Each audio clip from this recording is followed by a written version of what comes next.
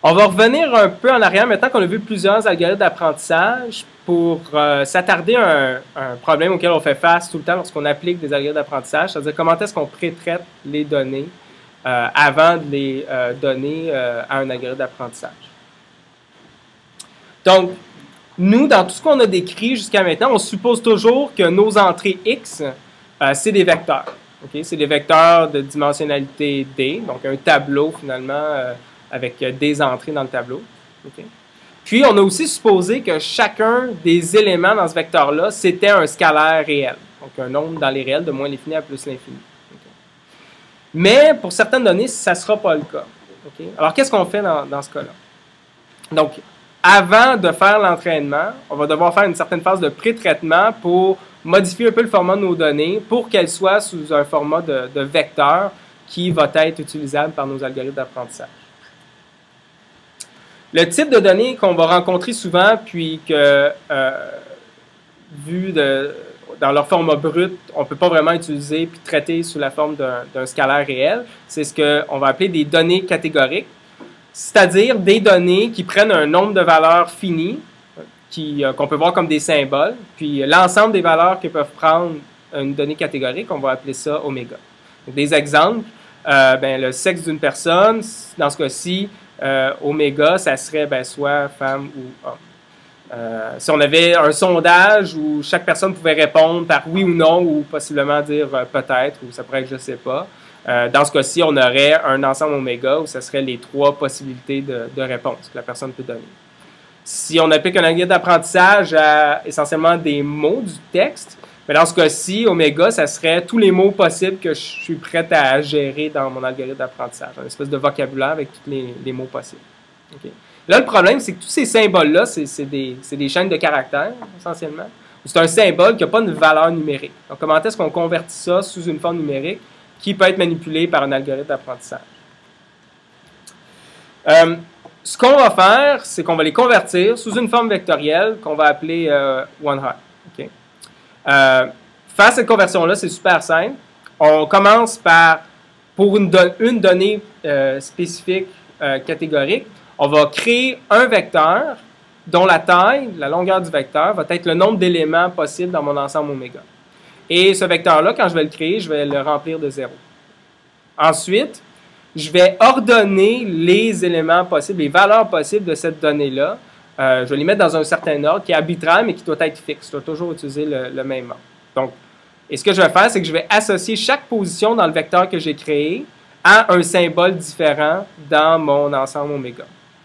Et puis finalement, ce que je vais faire, c'est qu'un des zéros que je vais remplacer par 1, donc un élément, je vais assigner à 1, et cet élément-là, ça va être celui à la position qui est associé au symbole que j'ai observé dans mes données. Donc, pour faire un exemple, imaginons qu'une réponse observée dans un sondage pour une question, ce soit non. Donc, ça, c'est ma donnée catégorique. Donc, dans ce cas-ci, oméga, c'était oui, non, peut-être. Puis, mettons que je mets ces trois choix de réponse-là dans cet ordre-là ici. Donc, ça, c'est le premier élément dans les symboles, ça va être oui, ensuite non, ensuite peut-être. Le vecteur one-hot que je vais générer, ça va être un vecteur qui a plein de zéros, sauf à la position associée au symbole que j'ai observé, c'est-à-dire non.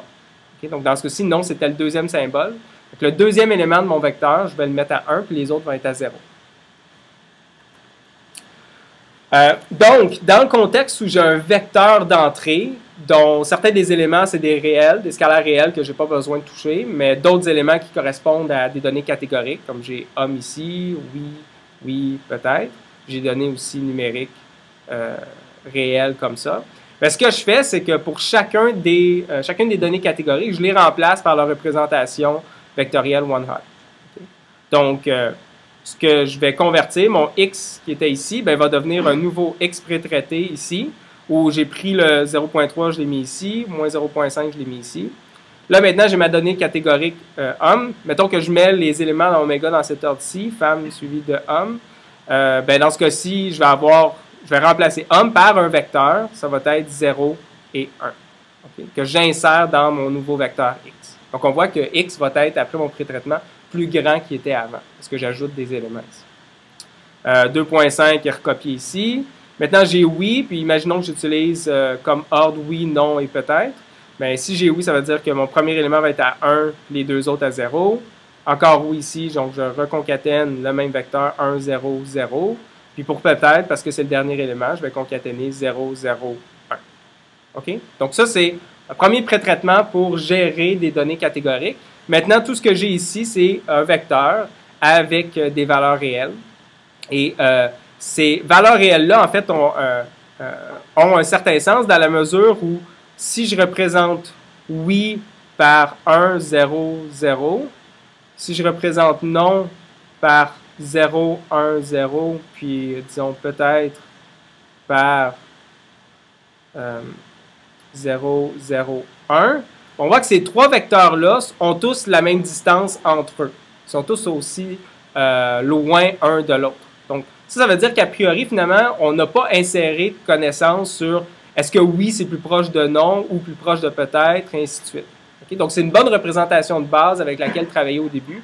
On ne va pas imposer de similarité entre ces différents symboles-là en imposant une certaine distance euclidienne entre les vecteurs qu'on va utiliser pour chacun des symboles. On va laisser l'algorithme d'apprentissage, lui, gérer finalement, puis apprendre c'est quoi les symboles qui sont peut-être plus similaires que d'autres, et ainsi de suite. Okay? Donc, c'est ça l'idée derrière ces représentations one-hot. Parfois, on va avoir des données manquantes, c'est-à-dire que dans notre vecteur observé, il y a peut-être des éléments qu'en fait, on ne connaîtra pas la valeur. Pour une donnée catégorique, c'est assez facile de gérer ça. Donc, imaginons qu'on a passé des sondages à différentes personnes. Chaque personne, ça va être une entrée, un exemple d'entraînement, mais qu'il y a pour certaines réponses, certaines des questions dans le sondage, certaines personnes n'ont pas donné la réponse, ils n'ont juste rien essayé. Donc, comment est-ce que je pourrais gérer ça? Une façon assez simple de gérer ce cas-là, c'est d'utiliser un vecteur rempli de 0. Donc, finalement, je laisse faire la partie où j'ai inséré un 1 à la bonne position. Ce serait une façon assez bonne de gérer des données manquantes si c'est des données catégoriques. Maintenant, ça se peut que mes données, mes éléments de mon vecteur qui correspondent à des réels, que celles-là aussi puissent manquer parfois. Okay. Maintenant, qu'est-ce que je fais? Je ne peux pas vraiment dire, je vais prendre cet élément-là dans mon vecteur puis juste l'assigner à 0 parce que je ne connais pas sa valeur. Parce que là, en ce moment-ci, je ne sais pas si xi égale 0, ça veut dire que la donnée originale était 0 ou je l'ai mis à 0 parce que je ne connaissais pas sa valeur.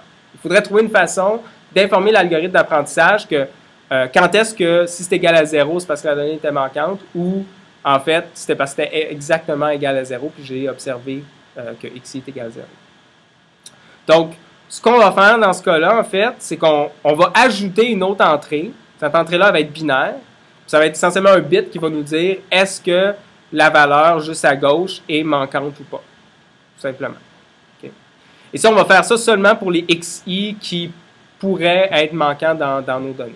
Okay. Donc, imaginons que j'ai un ensemble d'entraînements où mes observations, mes vecteurs x, donc ça serait ici, par exemple, on aurait x1, ça serait ça. Puis ça pourrait être le vecteur x2, OK? Alors, ceci, c'est des vecteurs de taille 4. Puis imaginons que parfois, le troisième élément, il manque. Okay? Le pré-traitement que je pourrais faire à ce moment-là, c'est que dans les cas où ça manque, je vais assigner sa valeur à 0, mais juste à côté, je vais mettre un 1. Okay? Donc, je vais allonger mon vecteur d'une position. Puis, quand la valeur n'est pas manquante, donc ici, disons qu'on avait 3.8, je vais recopier le 3.8 à la position associée, mais je vais ajouter à droite un 0. Là, à la limite, si ici, ça avait été exactement 0, bien ici, j'aurais eu 0 aussi. Donc, ça va me permettre de distinguer les deux cas. Le cas où le 0, c'est parce que la donnée était manquante, ou le 0 était là, mais il était bel et bien observé à 0.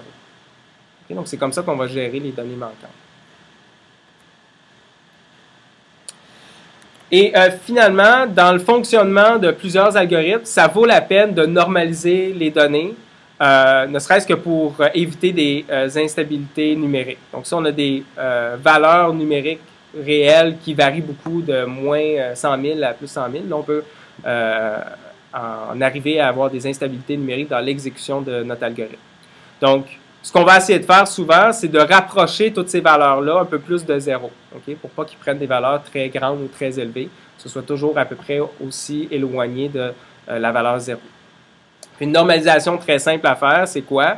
C'est de prendre pour chacun des éléments de mon vecteur x, je vais calculer c'est quoi la moyenne de cet élément-là à travers mon ensemble de données. Puis je vais soustraire la moyenne. Okay? Puis, donc ça va me permettre d'assurer que tout est centré en 0. Les observations seront centrées à 0. Puis maintenant, pour pas qu'elles se varient trop de moins l'infini à plus l'infini, qu'elles prennent des valeurs qui sont raisonnables, bien, je vais diviser par l'écart type des valeurs observées. Okay? Là, ce qui est important ici, c'est que cette opération-là de normalisation, je dois l'appliquer individuellement sur chacune des composantes xi de mes données d'entraînement. Donc ça veut dire que si x est ma matrice où chacune des rangées, c'est les vecteurs x, les entrées, bien, je vais faire cette procédure-là individuellement sur chacune des colonnes de ma matrice x. Okay? Je ne calcule pas une moyenne globale puis divisé par un écart type global. Je fais la moyenne pour chacune des colonnes, je soustrais à chacune des colonnes, puis je divise par l'écart type de chacune des colonnes.